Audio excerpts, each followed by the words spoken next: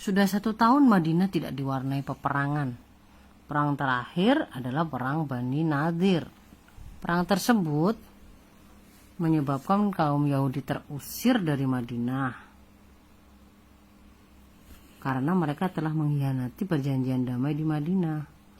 Tanpa Yahudi, suasana di Madinah damai. Kehidupan kaum muslimin pun penuh dengan ketenangan. Maka Rasulullah fokus untuk menyebarkan agama dan memperbaiki kondisi masyarakat. Orang Yahudi yang sejak lama membenci Islam dan tidak suka keadaan ini, apalagi mereka sudah terusir dari Madinah, mereka nggak suka melihat kaum muslimin hidup bahagia. Jadi mereka merencanakan peperangan. Mereka merencanakan peperangan. Pertama, mereka mendatangi kaum Quraisy. Mana pasukan musuh terdiri dari kaum Quraisy, tuh yang atas. Pasukan Quraisy. Apa? Pasukan Quraisy. Pasukan Quraisy. Iya kan? Situ Habis itu orang Yahudi melobi itu ngajak ngomong-ngomong, membujuk gitu, agar mereka mau bergabung menyerang kaum muslimin. Kaum Quraisy menyambut rencana ini dengan senang hati. Yeay, dia senang, dia memang mau menyerang. Lalu orang Yahudi pergi ke orang-orang Ghatfan. Ghatfan itu. Itu pasukan Ghatfan.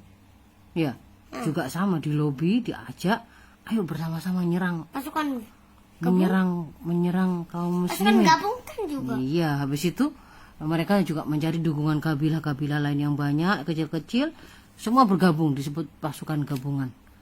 Maka mereka berkumpul di pinggir kota Madinah. Itu di pinggiran kota Madinah waktu mulai penyerangan. Kabar itu terdengar Rasul. Sampai ke Madinah, Rasul langsung mengajak rapat para sahabat. Saat itu ada namanya sahabat yang bernama siapa yuk? Salman Al-Farisi. Dia baik atau jahat? Baik, Salman Al-Farisi punya usul. Begini ya Rasul, kalau Madinahnya itu diserang dari luar, kalau gitu taktik atau strategi yang paling bagus membendung serangan itu adalah kita membuat parit. Parit itu disebut juga Khandaq, makanya namanya perang Khandaq. Ya. Kayak got Iya, panjang. kita bikin parit. Parit itu digali, jadi kayak got tapi nggak ada airnya, lebar dan dalam. Kalau orang-orang musuh Islam itu mau menyerang, kudanya mau melompati parit nggak bisa, Stylenya lebar. terlalu lebar, nggak bisa dia melompat. Kalau dia mau turun ke bawah, juga bahaya, bisa begini kan, dalam gini kan bisa bikin kudanya bisa kecekluk ya kan, bisa terguling, bisa jatuh.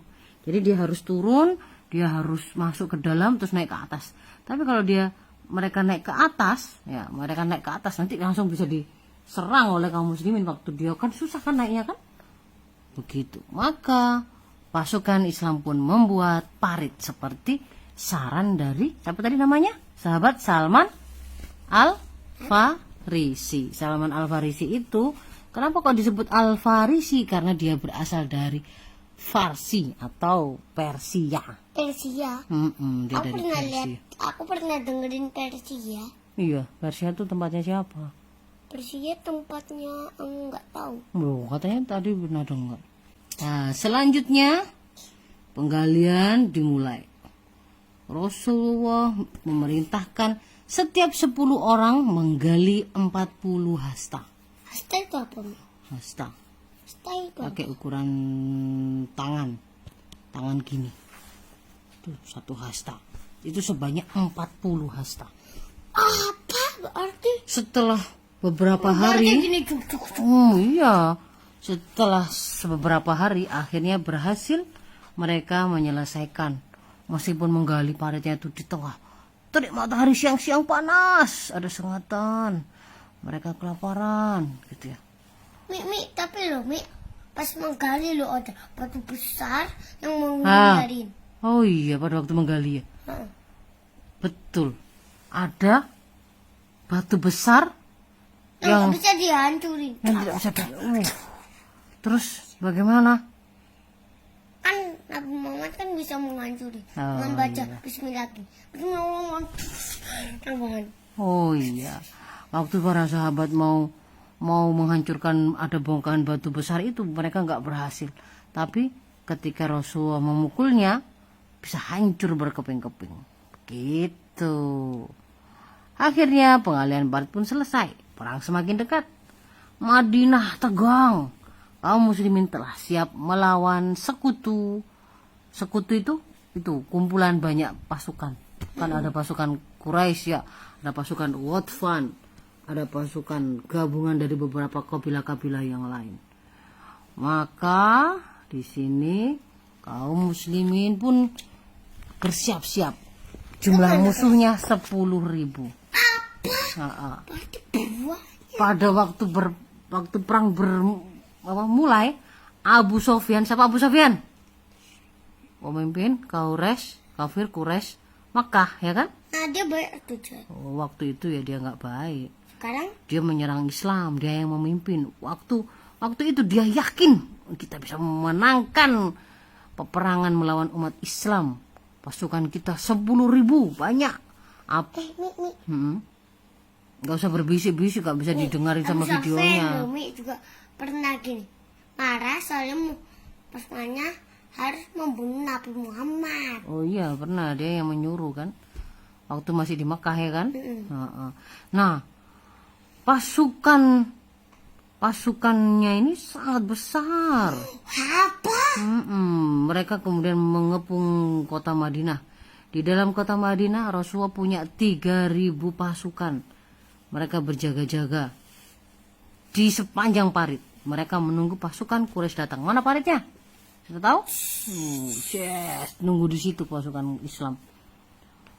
Lalu Abu Sufyan memberi komando menyerang. Kudanya dipacu kencang, prajurit-prajuritnya ikut. Begitu. Ketika jarak mereka semakin dekat, cerat. Abu Sufyan langsung kaget dan berhenti seketika. Gitu maksud. Kudanya langsung berhenti. Terus mereka kaget, kenapa? Kok ada parit? Mereka tidak mengira. Loh, kok ada lubang, ada parit di depannya ini, bagaimana ini? Akhirnya karena mereka kaget, mereka nggak siap, mereka kemudian berusaha menyeberangi parit. Tapi pasukan Islam sudah bersiap menghadang mereka. Kaum muslimin dikepung ya dari semua penjuru, dikepung begitu. Selama 24 hari sampai 24 hari, hampir 1 bulan loh. Madinah itu terisolasi. Terisolasi itu nggak bisa keluar, kan dikepung oleh musuh di sini. Mereka nggak bisa masuk, tapi mereka mengepung semuanya. Madinah dikepung semuanya. Kaum muslimin di dalam sini nggak bisa kemana-mana. Lama-lama pasukan Islam di sini ini kan makanannya habis. Soalnya dia dikepung ya. Dikepung, diisolasi. Kondisi mereka mulai kritis, persediaan makanan kritis itu mulai bermasalah, kayak kristal. mulai menyedihkan, bukan kritis atau krisis. Iya, bukan kristal lo ya. Nah, persediaan makan minumnya mereka semakin habis. Habis itu kaum Quraisynya itu berusaha mau masuk, berusaha terus-terusan. Akhirnya mereka menemukan cara. Ali bin Abi Thalib langsung mengepung daerah tersebut. Sekarang 2 pasukan telah berhadapan-hadapan di parit. Amr bin Abdul Wud dari Quraisy menantang duel. Dijawab sama Ali bin Abi Thalib. Oke, lalu Tapi pasukan Muslim itu menang. Belum, ini masih diceritain Umi. Jadi dia masuk ke dalam parit kan. Siapa yang mau melawan aku? Ali bin Abi Thalib. Aku adalah musuhmu. Aku adalah tandinganmu.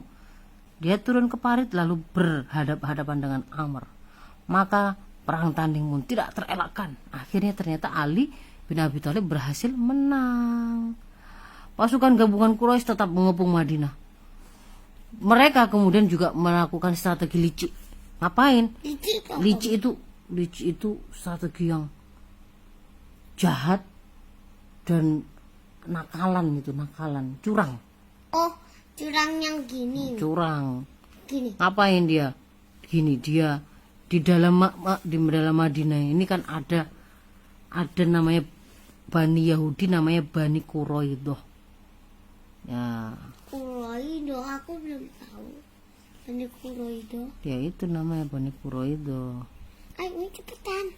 Jadi Bani Quraidah ini yang memasak makanan untuk kebutuhan kaum muslimin. Akhirnya karena Bani Quraidah juga ikut menyerang, berkhianat ya kan, kaum muslimin semakin lemah.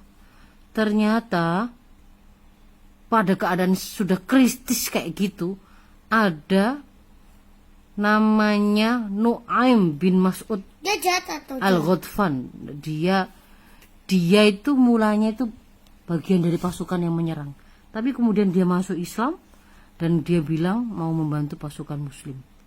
Maka dia bilang ke kaum Bani Quraidah, bilangin, kamu jangan bantu pasukan Quraisy ya.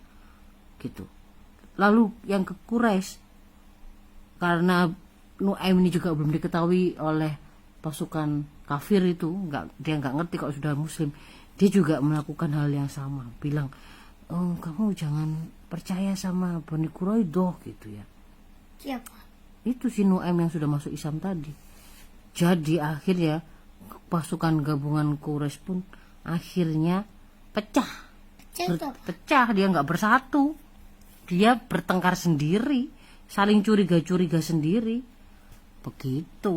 Akhirnya Terus Islam. Nabi Muhammad berdoa, minta kepada Allah agar segera diberi jalan keluar dari situasi krisis itu, dan Allah kemudian mengabulkan doa Nabi Muhammad. Pada waktu malam yang dingin, Allah kirimkan angin puting beliung bertiup sangat kencang, menyerang, mengobrak-abrik pasukan kafir Quraisy. Sini? Pasukan musyrik, iya.